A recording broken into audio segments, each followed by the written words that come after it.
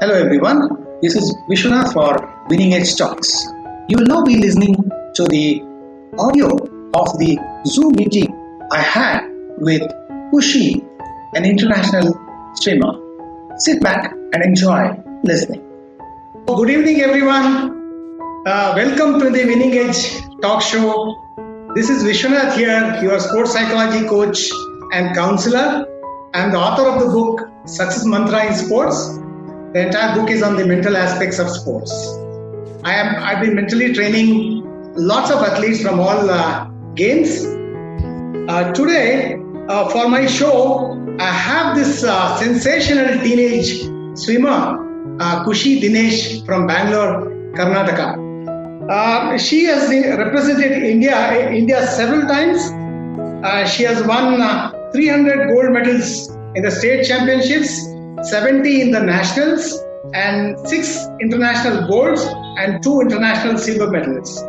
She's had the habit of breaking higher records being at a younger age category.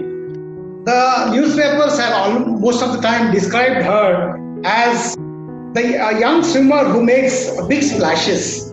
Okay, she has set the pool ablaze on several occasions with her sensational performances. Welcome to the Winning Edge Talk Show, Kushi. Yeah, thank you for that welcome. Yeah, thank you. So, before we continue, I would like to read out Kushi's achievements. It's a proud moment for me to read out all that she has achieved in swimming. Kushi started swimming at the age of 3. She trains at the Baswantgudi Aquatic Center, Bangalore. In the year 2017, she was the youngest girl to represent our country in the World Junior Championships held in Indianapolis, USA. Here, she came 16th position, with no other Indian has been able to do so until now.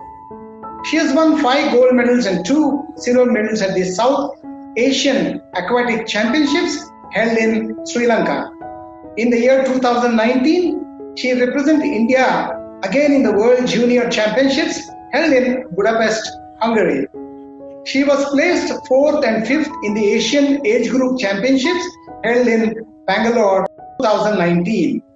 She has won 7 gold medals this year in the Junior National Championships held in Rajkot, Gujarat. She has won 8 gold medals in the Karnataka State Aquatic Championships held in Mysore. She has received the prestigious Kempegowda Award in 2014 when she was 10 years old, making her the youngest recipient of the award. She has also received the Bangalore Mayor's Award in 2019 and the Kannada Sahitya Parishad Award in 2017. She was the youngest recipient in both the awards. It's indeed a proud moment and a privilege to have her on the show. Yeah, thank you, sir. Thank you. Kushi, when did you begin your swimming? We heard that you first began with floaters, floating on the pool when you were 1.5 years. Yeah, so like when I was small, I used to love the water so much. So then my parents thought they should put me into professional swimming. So then there was a club near my house, so I went there, and then they said that they won't teach professional swimming for a 1.5-year-old child. So then my dad got me floaters and stuff, so it was just enjoying for 2 months. Then after 2 months, what happened, I felt really ill. I got fever. So then my grandparents were they started scolding my parents, she's such a young girl, why do you want to put her into swimming, so it will affect her health. So then I stopped swimming. Then again I started when I was 3 years old. So I joined Baswantgudi Aquatic Center where I train now. So since then I've been training. Wonderful. When did you first take part in a competition and how was that experience? My first competition was when I was in 1st grade. So that was an inter-school meet and I represented my school, Sophia High School. So I got bronze So in that meet, there wasn't my age category. So it was under 10 standard is one category and under 12 standard is one more category. So I took part with most of my seniors, and our school relay team placed third. So that is like one of my first meets, and it was really good. Like all my school seniors came and congratulated me. So being a part of like a bigger team, that was really nice. Wonderful, wonderful. You will agree with me that without support, you wouldn't have made it this big. How was the support Yes. coming from your parents, your coaches, your school, your teachers? And we also have your teacher here with us. And then your association, and then the Swimming Administration of India. How was the support coming? What would you like to tell them? How do you like to thank them? My main pillars of support are my parents. So they've always encouraged me, and no matter what, like even if at my lowest, they're always there to like pick me up. So of course it is my parents. Like their support is so invaluable to me. And then my school, I study in Sophia High School. So my principal, her name is Sister Alpana. So she's been a constant support, giving me leaves, and most of the time I don't attend school. So she gives me leaves, she lets me go late to school, and she always, like in every competition, before every competition, she calls me up to make sure that I am fine, and before I leave for every competition, she blesses me. So even her support is so invaluable. And then of course my teachers. So Miss Ra is also here. So every time, like so I miss any classes, they always tell me that they're open to any questions and I can go to them anytime. And I have so many of my friends here, so of course, like they help me out so much. Like every time I miss classes, they help me catch up on the notes, and then they explain everything to me, and they always support me. And them being here is also like a huge support for me. And then of course my coaches in the pool, they train me, and then mentally they prepare me for every competition. Then Swimming Federation of India, that's the association, so they help me by sending me to competitions, and even their support is very invaluable. Okay, thank you. You have won so many medals at the state, national, and international level. Which one has been most satisfying for you? And you are also in the habit of breaking records. Tell us about the records you have. So I have, like, there are many invaluable memories that I have. So one of them is when it was a state meet. So it was a senior state meet. So I was like, I think 13 years old, and I had to compete with all my seniors who were like 18, 19 years old. So during that time, it's like whoever comes first and second qualifies for the national level. So in the national level, all the athletes from different states come and participate. So there, what happened, I had to come first or second to qualify for the nationals. So there I like beat many of my seniors. So that was a very memorable moment. And then the other one would be in World Junior Championships in 2017. I was the youngest girl to get qualified for that competition. So when I went there, it was a new aspect of competition overall. So looking at all those other countries, like everyone's so big, so built, tall, and all the girls are like, the minimum is like 6 feet, and I am like 5'6". So like I look like a small kid standing next to them. So during that time, my favorite event is the 1,500 meters. So that is like 1.5 kilometers of non-stop swimming. So in that event, I ranked 16th overall in the world. So out of like 102 countries, I ranked 16th. So that is another memorable moment. Though I didn't win a medal, it was like something I would cherish. And what was the other question? Sorry. Yeah, you have broken so many records. Tell us about the records you have broken. There are like many of my seniors' records that I've broken. So each and every time I break a senior's record, they come to me and they say, "Congratulations, you did well. I wanted you to beat my record." So that is also very memorable. You're also a very bright student. How do you manage your time between studies and swimming? What we say is it's like swimming on two boats, keeping one leg on one boat and another leg on another boat. It's very difficult. How have you been managing? Most of the credit goes to my school, my teachers, and my friends. They always like back me up, and anything I need, any doubts, any clearances. Even my teachers are open to me calling them anytime for any doubts. And even my principal, she's fine with me not writing exams and tests except the final exam. So she knows like I have competitions all year round, so I won't be able to attend these exams. So she gives me a lot of permissions. And my mom is she's done MSc in math, so she teaches me math and physics. And my granddad, he passed away 2 years ago, so he won the national award for teaching, so he in science, so even he used to like guide me through. So all this has helped me. Oh, great. Now, what are your future aspirations in academics? If you choose one, the other will suffer. So your first love is obviously swimming, but you also will have aspirations in your academics too. Yeah, so I want to do medical after 12th grade. So it's been something I always wanted to do since I was a small kid. So treating people and hopefully saving lives. So I want to do medical after this. Okay, all the best to you. Okay. Thank you. Yeah. Are you satisfied with what you have achieved, and what is your big dream going forward? I am definitely not satisfied with what I've achieved. I have so much more to achieve.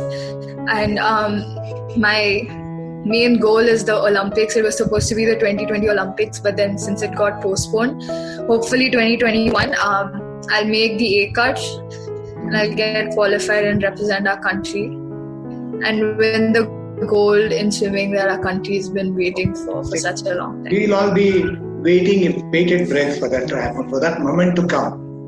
Okay. Yeah.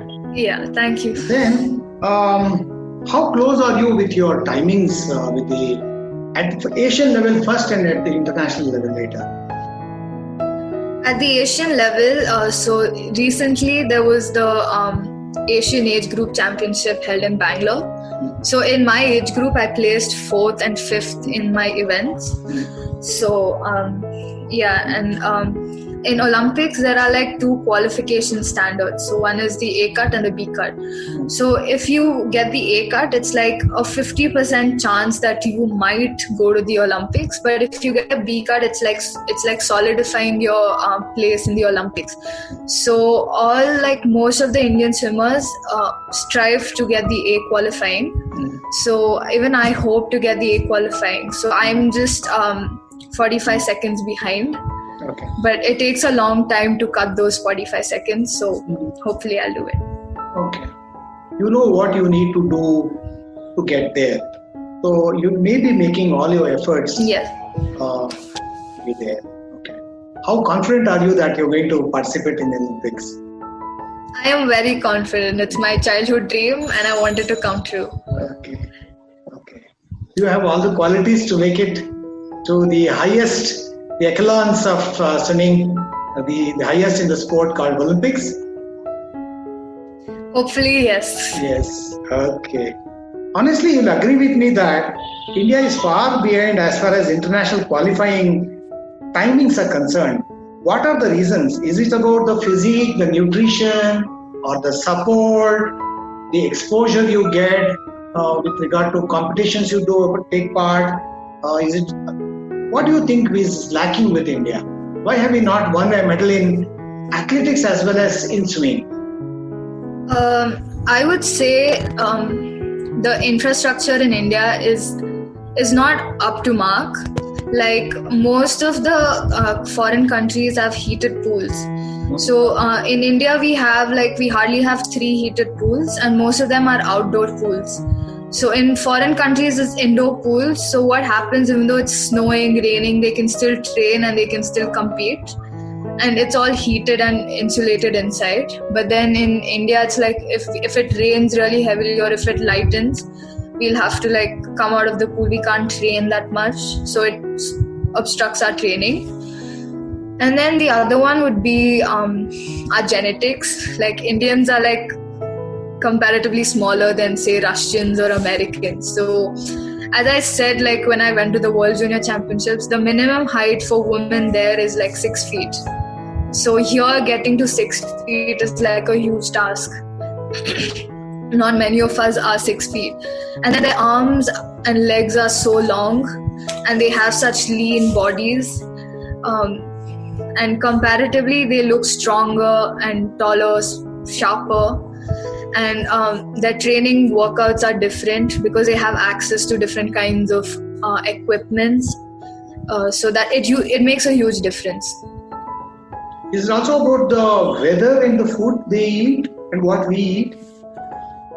I wouldn't say the food necessarily, because we Indians, we use a lot of spices, and it's proven even during this corona time, like spices help increase our immunity and stuff. Over there it's more like junk food and all adulterated drinks and stuff. So it's not necessarily the food. Okay. Their food has a lot of protein. Do you get enough protein from your food? Protein mostly from the red meat, I think. Okay. Yeah, so they use a lot of beef and pork and stuff. So I don't think Indians use that. So it makes a huge difference, and we have to look to supplements to like balance it out. But then supplements have a negative effect in future. So can you recall your memorable moments in this? I think already close to 13 years you spent as a swimmer. Okay, as a mermaid, as they say in the pool. Yeah. What are those wonderful moments, memorable situation that you can recall? Yeah, I've been sponsored by a organization called Go Sports. So they're an NGO, they're a non-profitable organization. So this happened like in 2018, I guess, in December. So out of the 500 participants that applied, they chose me. So they've been like supporting me financially and in any technical way that I need. So getting me access to many physiotherapists and strength and conditioning coaches. So the day like I got selected for that is a very memorable moment. And on that day, I went to Mumbai and then I met Mary Kom. So I always look up to Mary Kom as like one of my greatest inspirations. So that was really memorable. Okay. You were also telling me about the Star Sports celebration when they honored you in the school. Yes. Yeah, can you describe that moment for us? So this happened, I think, 2018 on Women's Day. So Star Sports came to school and they felicitated me, and it was a grand procession, and then I had to talk on stage and stuff. So it made me really special. Like all my I've been like, people are actually looking up to me and recognizing me for my talent. So that was a really special moment. Okay. You're very experienced now. How did you handle pressure, expectations, anxiety, nerves when you were very young, when you started competition, and how do you handle these now at the international level, maybe representing the country? Yeah, so I would like to say that like where Indians lag is mentally. So as soon as like we go abroad and we look at those tall women or men or whatever, we get so scared mentally, like, oh my god, they're so big, I am nowhere compared to them. So those, like, we need a lot of time to overcome such mental illnesses of sort. So when I first started competitive swimming, one of my seniors called Aaron D'Souza, so he like advised me a lot. So one of like his golden words, like I still remember until now, is I told him that I'm scared of like competing. What if the others beat me? So he was like, why are you scared? It's like you swim in your lane. It's not like anyone's gonna come and stop you and tell you not to swim. It's your race, go swim it. So I always remember that. Okay, have you tried to train yourself mentally to overcome these limitations when you go to international competitions? Do you train Yes. Mentally often before any competition as such? Yes, so I have my strength and conditioning coach is called Declan Sir. So he's trained many international athletes like Mary Kom, Sarita Devi, etc. So I train with him. So every time before my competition, he always like sits down with me and talks to me about how can I overcome such competition stress. So he always tells me that you have worked hard, you've done all the preparation, and you shouldn't. The only way you can get scared is by not trusting yourself enough. So you have to trust yourself in the preparation you've done and the hard work you've done, and just go there and swim your best. So even his words are like really valuable to me. And my head coach, his name is Padma Abrao, and my assistant head coach, he's called John Christopher. So even they like help me so much. So every time I win a gold medal, so I have to take part in 5 events in the nationals and win all 5 golds. So every time I win a gold medal, they'll be like, don't be happy, you have 4 more to go. So even that helps me a lot. Okay, what do you normally do to stay calm, cool, composed before the start of a tournament, start of your competition? To overcome these nerves, what we call the pre-competitive anxiety. What do you do? How do you stay calm and positive and relax? The body needs to be relaxed. You can't tense your muscles. I do yoga every day. So I do a lot of pranayama and visualization. So my yoga sir is called Muniraju sir. So he helps me a lot with focusing and meditating. So that helps me a lot. And I have my other coaches who always back me up. It's Rajiv sir and mainly Pradeep sir. He's a Dronacharya awardee. Unfortunately, he left like in 2016 and he went to a different pool.